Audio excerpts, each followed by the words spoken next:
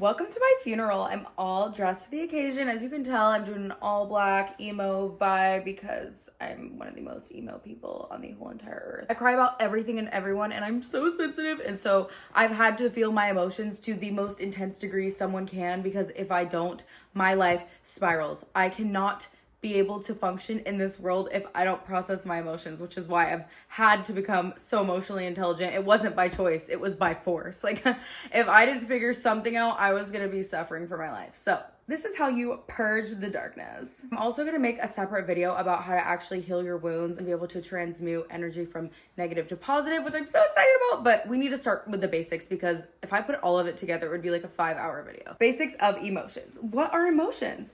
So emotions are energy in motion. Since it's energy in motion, those frequencies need somewhere to go. If you're someone that likes to suppress your emotions, you just don't like to feel, in the long run, if you continue to do that, you'll never live the most beautiful life that you could live. I feel like if I can't accomplish what I want to in this life, coming here would have been a waste of time. So for me, I don't like to suppress. I need to face what's going on because that's what's leading you to your next adventure, your next beautiful, magical dream. And my life was the same for my whole life up until I realized this. And then my life just started going crazy, tornadoes, yes, like just a whirlwind of like dreams I couldn't even imagine happening because I did the purgatory. It's so scary and crazy what can happen if you don't purge your emotions. Did you know I had cystic acne, the worst cystic acne of my life for years because I didn't heal myself. I had the energetic frequencies trapped inside of me because the emotion had nowhere to go. It manifested inside my face. I never purged it. That is so scary. So many people have illnesses all the time and they wonder, why am I sick? Why do I have this disease?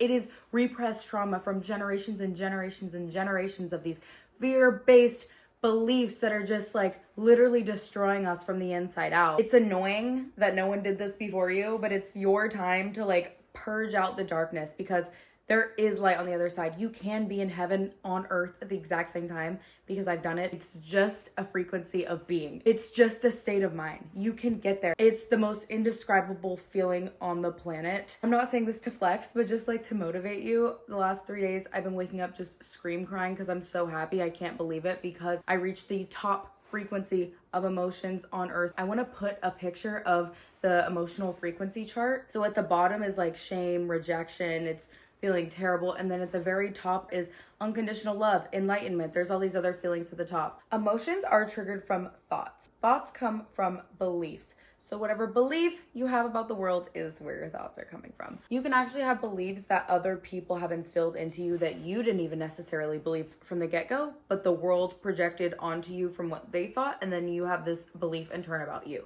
So for me, my whole life, people called me weird. So I had a belief inside of me that I was weird or inadequate. The reason why that is false and that's not something you should carry with you is because everyone has a different perception of you. There is no accurate perception, but what I'm saying is like that specific situation is coming from fear. People throughout my life have a subconscious fear of me because I am not like them. That's where the phrase weird comes from. That's where the belief of weird comes from. But that belief was instilled inside of me and affects the way I operate because that goes into my thoughts, which influence my actions. Does that make sense? When you have an emotion, if it's big, if it's small, it doesn't matter what it is, make sure that you have a go-to coping skill and the way that you're going to deal with how you feel, because I know better than anyone, it literally feels like I'm being slaughtered when I feel something. It literally feels like I need someone to like put me out, like give me a shot. It's hard. Feeling an emotion is so hard, like so hard. For me, I have some go-tos of things that I do that are healthy so I don't do something bad. I am the queen of self-sabotage. I do terrible and have done terrible things when I'm emotional, and I've ruined my life because I'm emotional. So this is what I do when I'm feeling some type of way. Number one, the second you get an emotion, realize it's not reality. It's your reality. It's your beliefs and your perception. No one else's. So don't let the emotion scare you and don't make it something that you want to fear and run away from. Number two, when you get this emotion, just let it out. Do not try to tell yourself, this is embarrassing, I can't cry, like I said, because I did that my whole life. And guess what? Then I got acne. That's so annoying. So We're purging. Express your emotion if you need to. Don't hurt anyone, obviously. If you need to, like, you know, freak out and, like, rant, if you need to call a friend, do it. I love to write poems. Pisces moon poems. Poems are the best way for me to get out any energy I have. That is how I make art. That is what I do to help me feel better, and it's healthy, and I'm actually proud of, like, the work I'm making, you know? A lot of people think that it's healthy to just watch a movie or go to sleep. There's nothing wrong with this. Obviously, there's worse things that can happen. But I made the mistake of doing stuff like that because I thought it was healthy, but I never dove deeper into the emotion after that point. I would wake up from the nap after the emotion and feel better, but you weren't solving the root of the emotion. You just let it pass. And then the issue with this is it's going to arise. That exact same situation that you're upset about is going to happen again, and you're going to react that way again. Isn't that annoying? Isn't that like taking steps backwards? Why are we repeating these same emotional cycles over and over again? What? Like, something else that's super dangerous to watch out for emotionally is sometimes an emotion is too big that you don't even face it. Your body will just shut it down. I'm pretty sure this is called splitting because I do this. The second that something or someone doesn't line up with the reality that I thought I wanted, I just cut them off or cut the thing off and I feel nothing. But then it'll always manifest like 6 months later. I'll be like so upset over what I did 6 months prior because I just light switched the emotion and didn't actually feel anything. So that's also something to be aware of. Make sure if something sets you off in the slightest, investigate it. It's literally your clue to getting to your next step and reaching a higher echelon of life. There are levels that you can climb, and you don't have to live on the one that you're on. You can keep going higher and higher and higher and higher, and it's so crazy and cool to have been able to do that. I was starting right here when I first started learning about emotions, and every single year I've been going up these levels, and it feels insane. Like, it feels like you're on heaven inside of earth. It is the most magical feeling. There's no physical circumstance or issue that creates a specific reaction. So when people are telling you, you shouldn't react like this, or you're being dramatic, absolutely not. Every single thing you feel is valid because it comes from a certain place in time.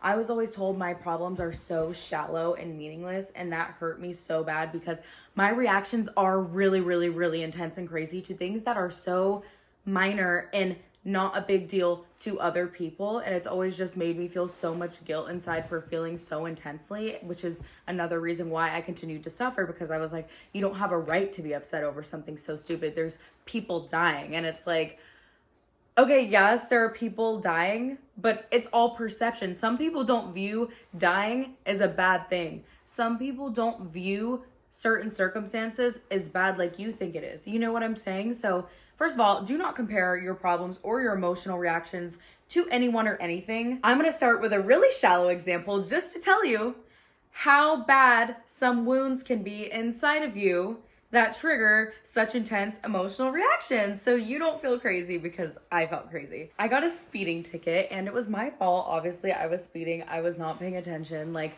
I had no reason to be upset over this. You know, it was a consequence. But I was not okay. Like, I was ugly crying. I was throwing up. Like, it was just the worst day of my life because I got a speeding ticket. Like, why are you reacting like that? Like, I was a mess, which I usually am about most things. But, like, why is it that deep for you, you know? And so there's little hidden things under the external problem that you need to solve so it doesn't keep happening. So every time that situation happens, you're not constantly doing that.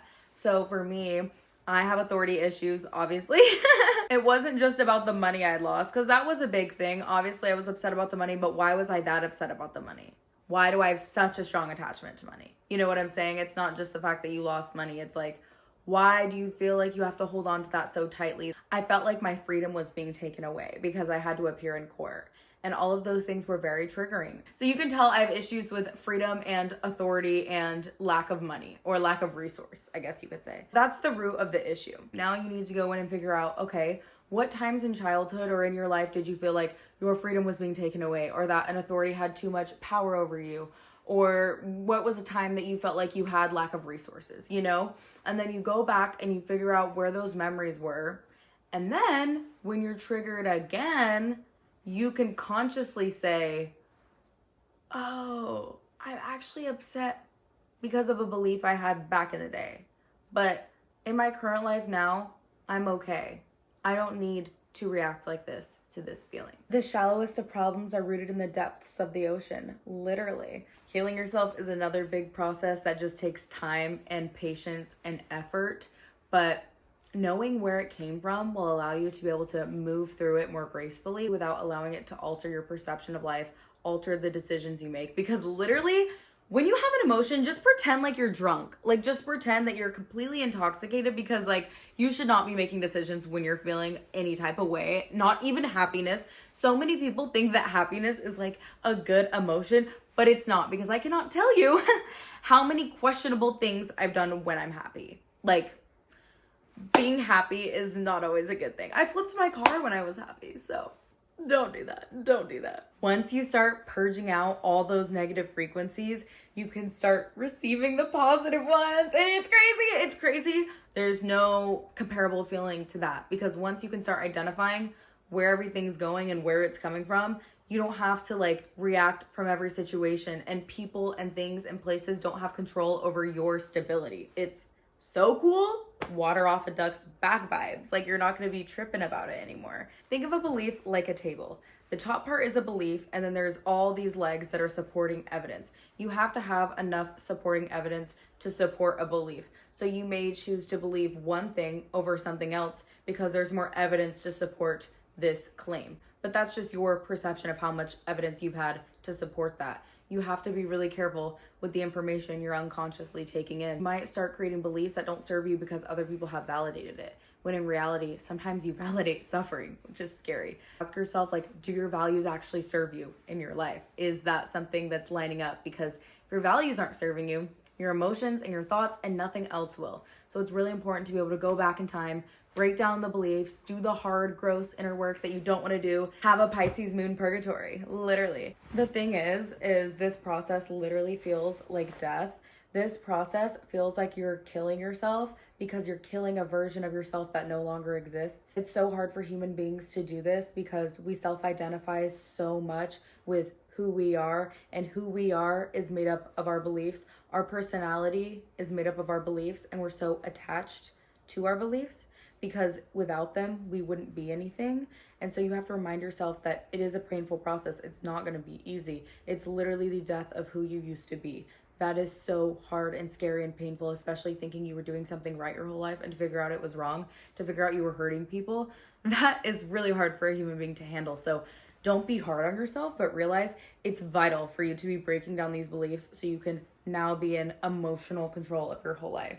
Do what you can do every day to remain in touch with yourself. Don't lose yourself in the process. It's so hard to do this purgery. Don't be emo, be Elmo.